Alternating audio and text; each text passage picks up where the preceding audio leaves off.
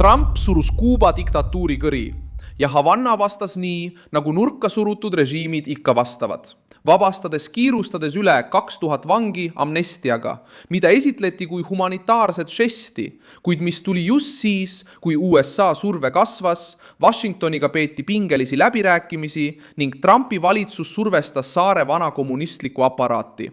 Sel teisipäeval on see fakt oluline, sest me ei räägi Havanna üksikust otsusest, vaid režiimi otsesest reaktsioonist, mis tundis hirmu, kui Trumpi administratsioon tõstis tooni. Marco Rubio karmistas suhtumist Kuuba juhtkonna suhtes, Miguel Díaz-Canel avaldas vangide nimed ametlikus väljaandes, nimetas armuandmist suveräänseks ja humanitaarseks, kuid küsimus, mis jääb, on lihtne. Kui diktatuur oli nii habras, kui see püsib, siis miks avati kongid just nüüd? Kui tegelikku survet polnud, siis miks kiirustada just praegu tuhandete inimeste vabastamisega? Ja kui Trump ei toonud Havannasse poliitilist terrorit, kuidas siis seletada nii suurt amnestiat Ameerika surve keskel? Ma räägin sulle sellest kohe. Kui sulle meeldib selline otsekohene ja aus sisu, siis kaalu tellimist, sest siin on iga päev selliseid videoid. Amnestiast kasu saanud inimeste nimekiri avaldati Kuuba ametlikus väljaandes, dekreediga, mille allkirjastas 3. aprillil Miguel Díaz-Canel. Tekst annab täieliku ja lõpliku armu suurele hulgale vangidele. Osa neist on juba vanglatest lahkunud, teatas Reuters. Vabastamine puudutab enam kui 2000 kinnipeetavat ning see on juba teine amnestia, mille režiim on sel aastal välja kuulutanud. Diktatuur püüab narratiivi kontrollida, väites, et neil ei ole poliitvange. Režiim väidab, et pärast proteste kinnipeetud inimesed mõisteti süüdi avaliku korra rikkumises, arreteerimisele vastupanus, varguses ja vandaalitsemises. Aga just sellest punktist tulenebki amnestia poliitiline kaal. Paljud 2021 aasta protestidega seotud dissidendid ja meeleavaldajad on juba vabastatud viimaste kokkulepete ja meetmete raames, kuna välissurve Havanna suhtes kasvab. Saar ei avanud kongide uksi usaldusest oma enda süsteemi vastu. See avas need, sest režiim on ümbritsetud majanduskriisist, rahvusvahelisest mainekahjust ja Ameerika survest kiirusega, mida diktatuuristsenaarium ette ei näinud. Trumpi tegevus külvas Havannas poliitilist hirmu, sest see tabas režiimi seal, kus see kõige enam tunneb – raha, legitiimsus ja ellujäämine. Päev enne amnestia väljakuulutamist aprillis oli Kuuba peamine diplomaat Washingtonis avalikult kutsunud Ameerika valitsust üles aitama saare majanduse ümberkujundamisel. See näitab, kui suur on kitsikus. Seesama diktatuur, mis süüdistab Ameerika Ühendriike agressioonis, otsib nüüd majanduslikku väljapääsu just Washingtoniga, samal ajal kui vabastab vange, et püüda survet vähendada. Just siin ilmneb jõhker amnestia kui hädamanööver, mitte kui tõeline avanemise märk. Pinged kasvasid veelgi 20 mail, kui Ameerika Ühendriigid esitasid süüdistused endise Kuuba presidendi Raúl Castro vastu, sealhulgas vandenõu Ameerika kodanike tapmiseks, mõrv ja lennukite hävitamine. Raúl Castro on 94-aastane. Ta ilmus sel kuul Kuubal avalikkuse ette ja pole märke, et teda välja antakse, kuid süüdistuse sümboolne jõud on tohutu. Washington on asetanud Kuuba revolutsiooni ajaloolise nime Ameerika kohtusüsteemi sihikule. Marco Rubio suurendas järgmisel päeval survet, öeldes, et võimalused Kuubaga läbiräägitud kokkuleppeks ei ole suured. See lause lükkas ümber Havana katse müüa vangide vabastamist kui normaalsuse märki.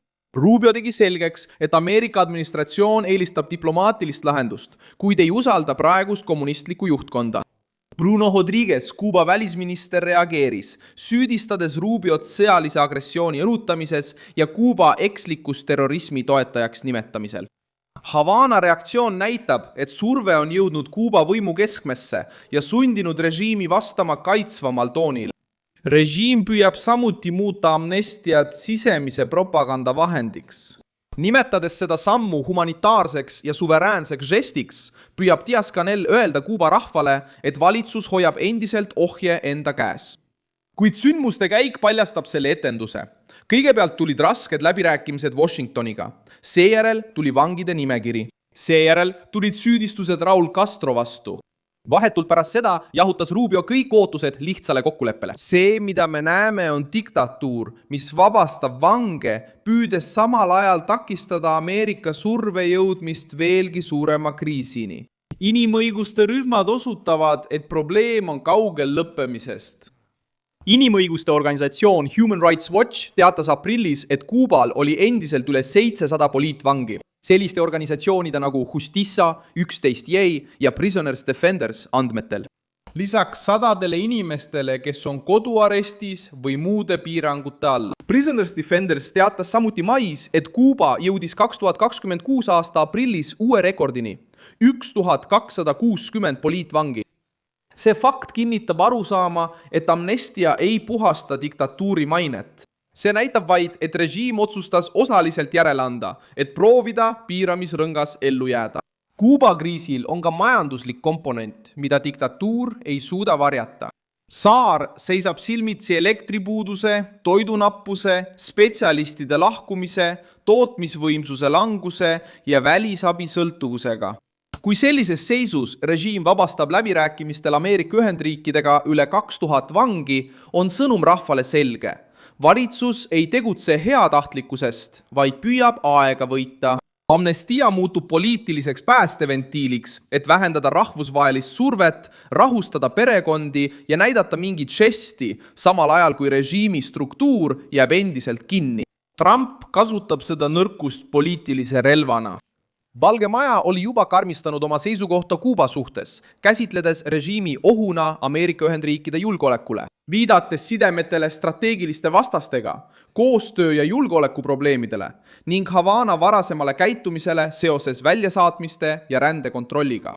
2026 aasta jaanuaris teatas Valge Maja ise, et Donald Trump oli tugevdanud USA poliitikat Kuuba suhtes ja säilitanud piirangud, mis olid seotud saare rolliga terrorismi toetava riigina.